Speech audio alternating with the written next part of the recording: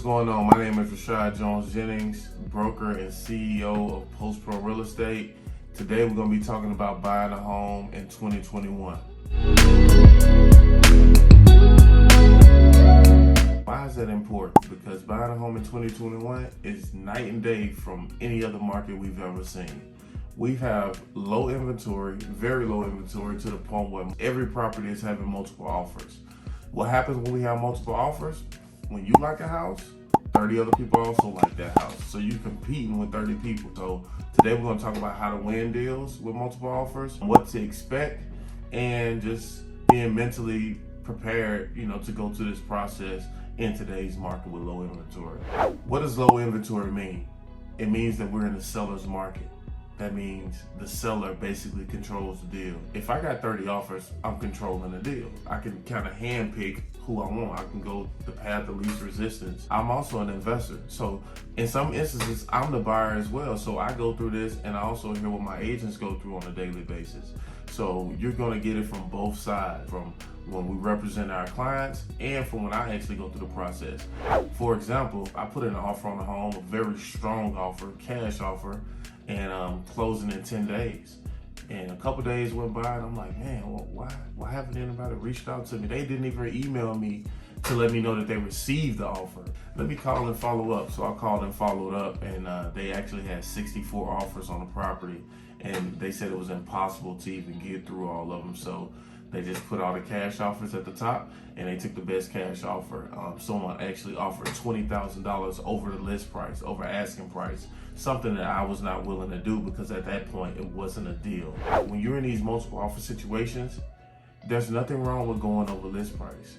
However, make sure that it still makes sense to go over list price. Make sure that there's comps in the area to justify that list price. How to win these multiple offer situations?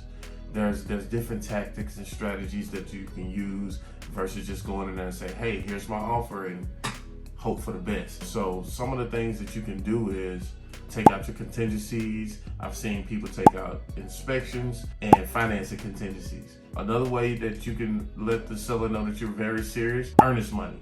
Not just any earnest money. It's not about the denomination. Hard earnest money. I mean, it's non-refundable no matter what happens. That's going to let the seller know that you're serious, and that's going to get his attention because let's say if the denomination was $5,000, he knows that no matter what happens, he's going to get $5,000. He's going to be able to pay that mortgage payment if you waste his time and put some of the extra money in his pocket. So having hard earnest money is another way to win out these multiple offer situations. Put in an escalation clause. And the escalation clause is basically saying, hey, we're willing to go up to this amount over list price in these amount of increments. So to break it down, let's do a real life scenario. Let's say the offer price is $200,000, but we have multiple offers. I would write up an escalation clause and say, we are willing to go up to $220,000 in $5,000 increments over the next highest bidder and cap me off at $220,000. So that's basically what an escalation clause is. But escalation clauses become ineffective when you have multiple people doing escalation clauses. And that was one of the situations I ran into on that deal that had 64 offers. I actually put an escalation clause in the contract, but they become ineffective when you got 15 other escalation clauses, and especially when they're going up above what you're doing. So that's not really the only metric. It's also speed to close. How soon can the seller get his money? It's going to be tough to close anywhere under 21 days. When you have cash, you can close as soon as the title clears. And I do those deals all day myself. But I'm working with investors and things like that and off market. But when you're competing with 30 different offers, you really got to get creative. Relationships matter. If your agent knows the listing agent, that could help. Writing a letter to the seller. I've gotten clients' homes by writing letters to the seller. Just different tactics, man. You got to really think outside of the box in this market because like I said, we got low inventory. There's a ton of buyers. There's not a lot of houses. So the seller gets the pick of the litter. Another tactic that you can use is to shop below your approval amount. So let's say if you're approved for $300,000, you should be looking at houses in the $275, $280 range because you're going to be prepared to go over that list price if you need to. If you're approved for $300,000 and you're in a multiple offer situation, you don't have any room to go up unless you're liquid cash and you can bring that cash to the table.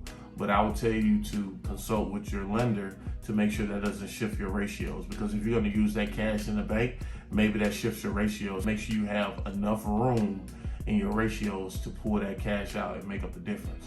So these are just some of the things, man, you need to look out for when buying a house in 2021. This is not 10 years ago when your mom bought a house. This is not 5 years ago when your brother bought a house. This is now, the rules are different. We're in a seller's market.